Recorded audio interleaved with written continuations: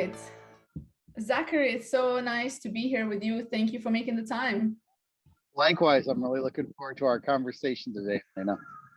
So listen, when we first connected, what I found really impressive about you is that as so many other people that I have joined, as guests on these podcasts, and why I started this podcast is to showcase people that are truly multidimensional and able to kind of go through that change in their careers and their lives. And you definitely represent that from being, in the military, then going into firefighting, looking to kind of contribute to something larger than yourself, essentially. So really kind of giving back to the community. And then from that, you went into entrepreneurship because you found that there's a little gap and some things that could be improved and better in the world of firefighting and protecting the firefighters, essentially. So I want to talk to you about that. I also know you have a book, and I'm really, really excited personally to read it and also share it with the audience. But just to kind of, before we dive in deeper into all the different chapters of your life, can you give me a little bit of a preview of, or I guess a review of what your life was like and what made you go from military, what made you join the military to begin with, and how that transition moving forward?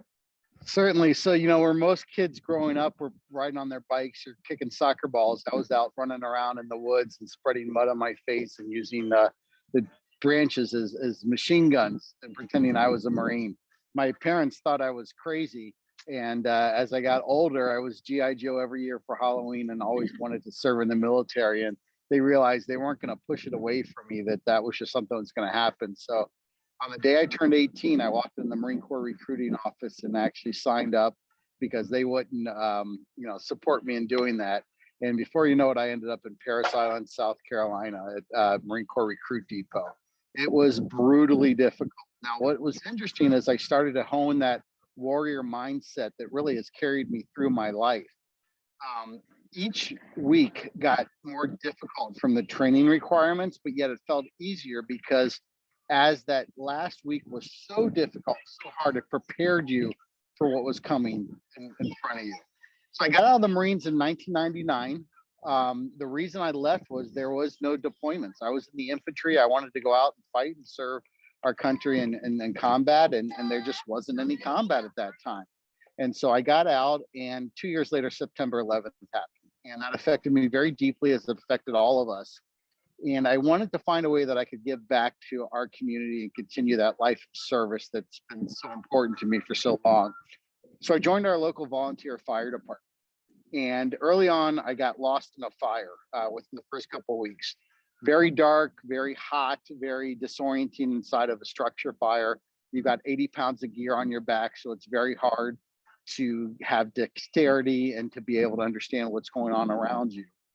And when I finally found my way out of that building, I remember talking to my captain and telling him how upsetting it was and how scared I was. And his comment to me was, he started making fun of me. And he said, look, that's just the way things work. In the fire service, you have to get used to being uncomfortable and disoriented. And that just didn't sit well with me. Now, my full-time job, I was a volunteer firefighter. My full-time job was at Eli Lilly and Company. I was in pharmaceutical sales. I did brand development. I did marketing. I did strategy. And what we learned in the pharmaceutical space, or what I learned from the teams I worked on, it's about solving a problem. We didn't sell the chemicals that were in Prozac. What we talked about was depression and all the problems depression causes, and how if you take this pill, that it would help make things better. Not necessarily the pill, the brand Prozac or whatever the different things were that we were out there marketing. And so what I realized when I went through that experience in the fire service, the problem was disorientation in the dark. The problem was lack of accountability. The solution I came up with was developing a line of glow-in-the-dark material. Think of it as like glow-in-the-dark on steroids, that I could put onto helmets and onto tools, onto all the different types of materials to help firefighters see each other in the dark and not worry about the batteries or electricity, because they don't always work. I started selling it out of the trunk of my car, made about $5,000 over about a 6-month time period. Eventually left Eli Lilly and went to a trade show, and I did in 3 days over $100,000 in business. Now, the problem was I had no money to buy the raw materials. I had no ability to manufacture that quantity. I had no way to fill those orders. but I'm a Marine, and we believe in mission accomplishment, improvise, overcome, adapt, do whatever you have to do to accomplish that mission. I ended up refinancing my house, maxed out my credit cards, took every penny that I owned, started buying the raw materials. I found a way to get it produced. Over the next couple of months, I continued to sell more and more, but needed more cash, and ended up raising several $1,000,000 in venture capital financing. And over the next couple of years, it turned it into about a $30 million company. But there was a lot of ups and a lot of downs. And that's really what kind of got me to write my book, was talking about all the adversity that I encountered during that pattern and how the Marines and the fire service helped prepare me. And my hope is that I can inspire others to use those adversity to help them grow and conquer their crucibles and challenges that lay ahead for them. And so you mentioned a lot of things. I have a lot of follow-up questions, but let's just start from the beginning as well. So I'm curious of, hey, you, thanks for watching. If you're enjoying this episode, make sure to share it with friends and family who might find it interesting. Make sure to hit the subscribe button as well to stay up to date on weekly new videos that are going to be coming out with some awesome guests that I bring on. And if you have any questions, use the comment section to ask me questions, to interact. I look forward to talking to you. What was going through your mind? Of course, like fear, but when you're lost in the fire, what goes through the mind of a firefighter at that, or a human being for that alone? I mean, nothing can prepare you for something like that, right? No, I mean, a lot of people talk about you shouldn't be scared. Well, the only people that aren't scared of going into a fire are the people that are really stupid. You better be scared every time you go in there, because you're in a very life and death situation. Actually, OSHA calls it IDLA, immediate danger to life and health in those environments. So courage is not the absence of fear. Courage is having fear, but still moving forward into that unknown. And that's exactly what happened for me. I was scared. I was panicked. And once I realized that I was in a bad situation, I did what they trained me to do. And that is, I stopped. I tried to catch a couple breaths and then try to get my surroundings. One of the hallmarks of a warrior is taking a vast amount of information, lots of information that would cause most people to freeze, and be able to prioritize about what you need to do, and then start to go down that list. So the first thing I had to do was get control of my emotions. The next thing I had to do was orient myself to where I was. Then I had to go back to my training that I remember, which is locate the hose. So I was able to locate the hose. And once you find the hose is basically a lifeline to get you out of the building, and then follow that back from there. And so what I find interesting is that you took your experience, and a lot of people have had that experience. But what I love about your story is that you actually saw a problem. You said, I can do something about this problem. And, it impacted you in such a way that you wanted to come up with a solution, which is coming up with the material that helps, firefighters locate each other, regardless of whether they have the light or not. So, and when you started your entrepreneurship journey, what are some of the biggest obstacles you've hit? Of course, financials, as in any entrepreneurship journey, that's a thing. But when you were talking with companies that you could potentially supply this to, maybe firefighting units or some other kind of, safety companies and et cetera, what has been the biggest obstacle for you during that time? Unfortunately, we don't have enough time in the podcast to tell you all the obstacles, because we could go on for hours. I think the first one is there has to be a mental attitude to go into that, a level of grit. When you're an entrepreneur, you have so many issues that come at you, so many problems that you have to solve. The second one is having a good team around you. When you start out, you don't have any money. You can't compete against those big companies because you don't have the benefits and the money and the HR to support a really high quality group of people. So you have to have people that have a lot of heart, but they usually don't have a lot of market value. And I found that also. As the company starts to grow, you start to have different challenges. Money is a challenge. Now, money is a pretty big area that you can talk about. I think the biggest issue I found in entrepreneurship is what's called the cash conversion cycle. And that is the time it takes for you to spend money and then get paid. Now, everyone thinks it's not that long. Actually, it is, because you have to spend money to buy raw materials. You have to have those materials produced. If you're a small company, usually they're going to want to get paid up front. They're not going to want to wait. Then Right. you have to get it into inventory. Then you have to go through the marketing and sales channel. Then you have to physically sell it and ship it to them. But that still doesn't mean you've been paid yet. They may be on net 30, net 60, or they just are on net pay you whenever they feel like paying you, which happens a lot. It's a big game. As a small business, you want to try to delay your payments as long as you possibly can to preserve that cash. And as a big business, they want to try to collect it as quickly as they can. And then the thing happens in reverse. So from the time it takes you to spend money to produce the material to get paid, that's the cash conversion cycle. And in our case, it was 2 to 3 months. And as you start to get these really big sales, you start to think, oh, wow, this is great. I just sold a $100,000 deal. You can sell yourself out of business by taking those large deals early on if you're not prepared for it. So I think that was the biggest eye opener for me. The second one is never confuse revenue with profit. You can have a company that's a one-person operation that sells $100,000 a year and makes $50,000 in EBITDA, net profit. You have another company that sells $250,000 a year, but they've got 5 employees and they've got all these expenses and they're working with low margins and they make $25,000 net profit. Most people are going to want to work for that larger company thinking that's better, but it's not. At the end of the day, it's net profit. That's what matters. Absolutely. I'm with you there. Absolutely. And so you've mentioned a lot of good points in terms of kind of the challenges, and a lot of entrepreneurs listen to this podcast, of course, as well as professionals in the corporate that are kind of looking to make some kind of change or make that jump. But I'm curious to talk a little bit more about the mindset. So you talked a bit about just being able to face that adversity and that mental attitude that it takes. Do you think that military training has prepared you for it? Or do you think that physical activity, this is just a theory of mine, but do you think physical activity helps with mental attitude in business in particular, in entrepreneurship? What has helped Look, you? your mind and body are connected. There's no question about it. Just simply moving. Standing up when you work rather than sitting down. They said sitting down is equivalent to smoking a pack of cigarettes, just getting up and moving around. There is an innate quality that all warriors share. And that's really the thesis of my book. The first thing I talk about is the science of adversity.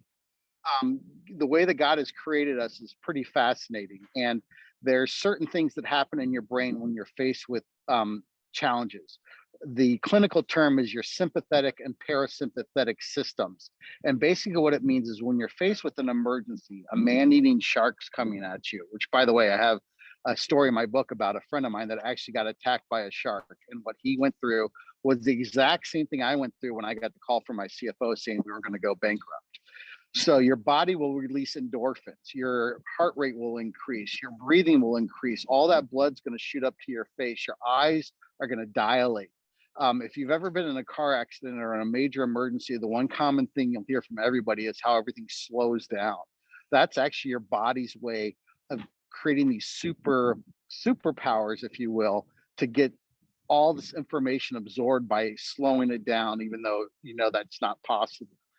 So as a warrior, you need to embrace that. So the example would be you're not going to have a man-eating shark coming after you. You're not going to have somebody chasing you down with a machine gun in entrepreneurship.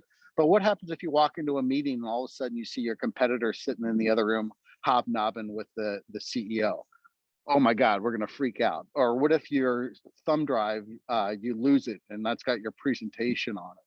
So your body's going to naturally release these chemicals and it's going to cause you to get really excited. And there's a way that you can control that. And what I learned is, just like everything, practice makes perfect. Now, as a Marine and as a firefighter, I went through some pretty dynamic things. So I'm not as concerned when those emergency things happen. I can actually operate at a level of calmness.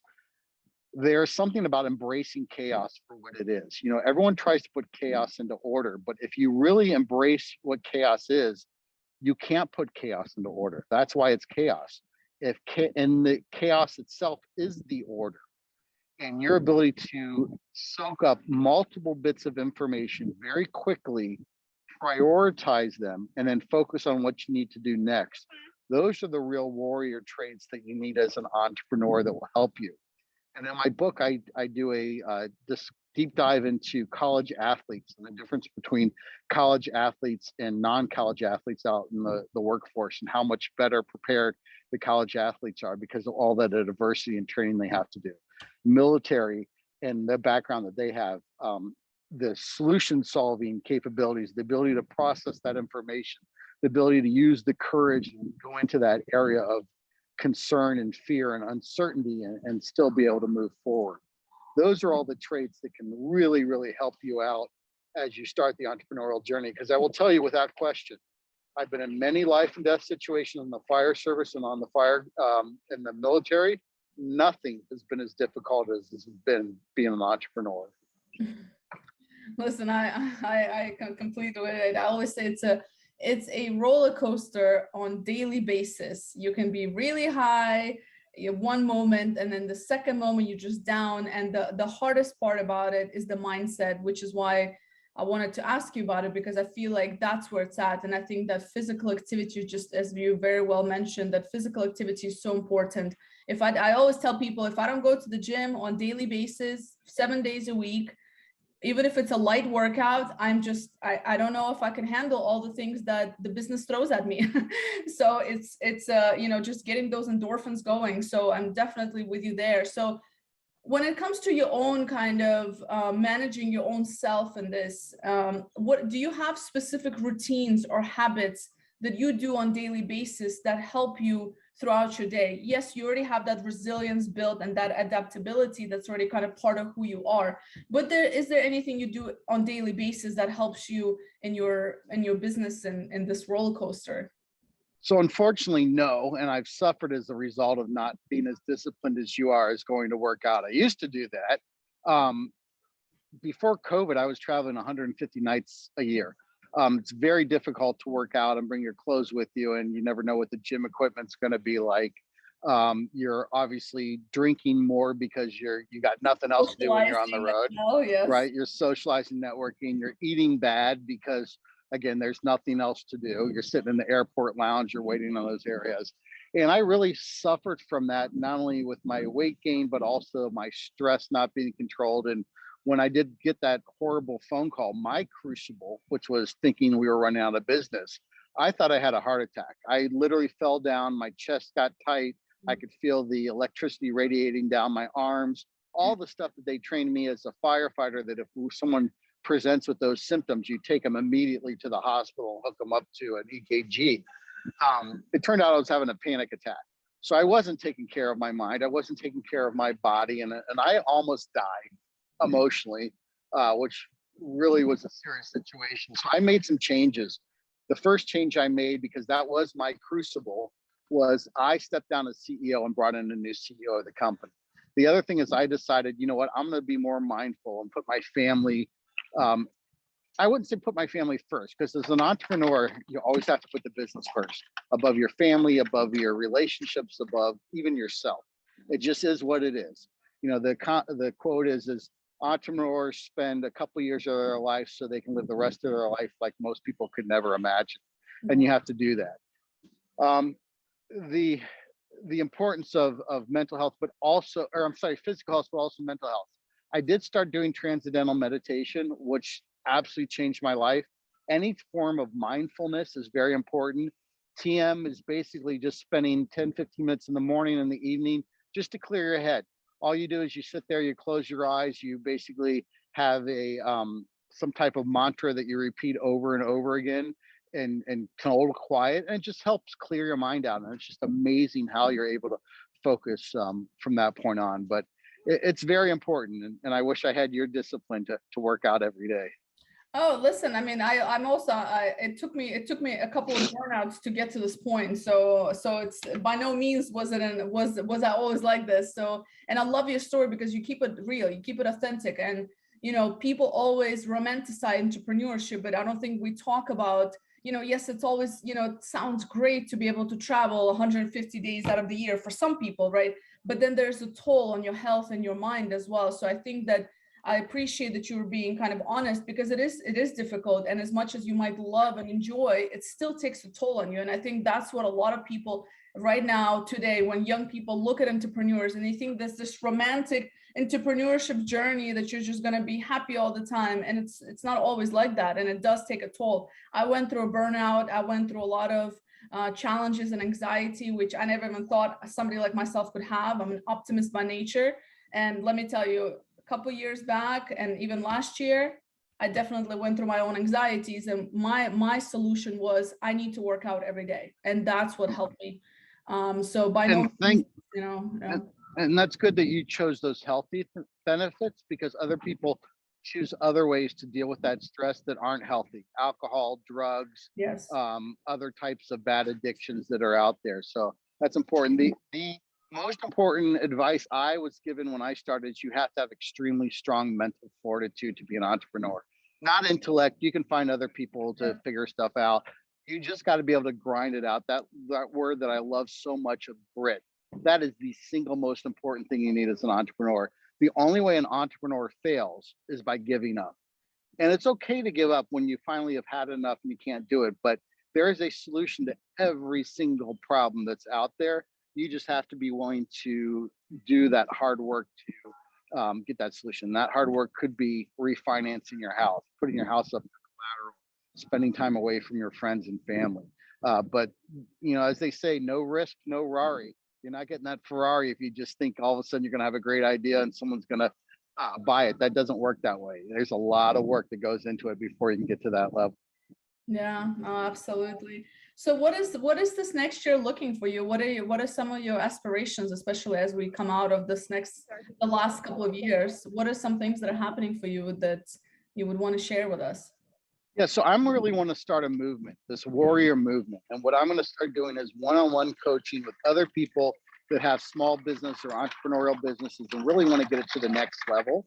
And my goal is to have them work with me. It's going to be a week, 90-day program, a warrior program, where every week we're going to spend time one-on-one via Zoom or phone calls.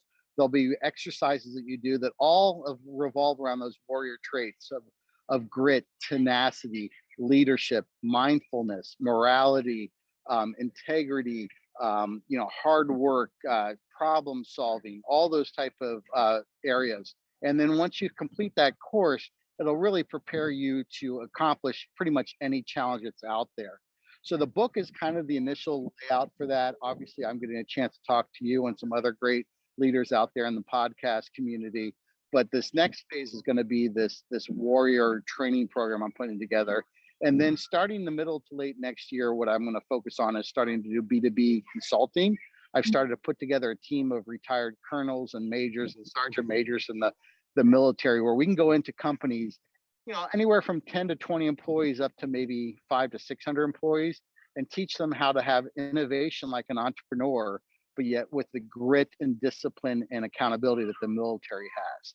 And I'm really excited about launching that new chapter here, middle of next year. That sounds very exciting. It's actually, with our work in Western, we work a lot of it in B2B, and I can tell you that is that's the future necessity, right? In organizations is that mindset, a lot of the mindset aspect, a lot of resilience, because there's so many changes that have happened and that are going to happen. And it's one of the biggest challenges right now organizations and leaders in organizations have is talent, but talent that is able to be adaptable and have the grit and be agile and etc. So, and I love that military mindset with a mix of entrepreneurship. I think that's a brilliant thing that corporates can benefit from. So that's awesome. Well, and we're going to really focus on experiential leadership. So we're going to give you tools that you can use to have very effective meetings, accomplish your 10, 5, 3, 1 year targets and goals. But then we're going to get you out of the office, and we're going to actually run you through actual military courses and drills and problem solving, where you use those tools and you get to use it outside of the office to really bring home those points of those things that we're trying to do.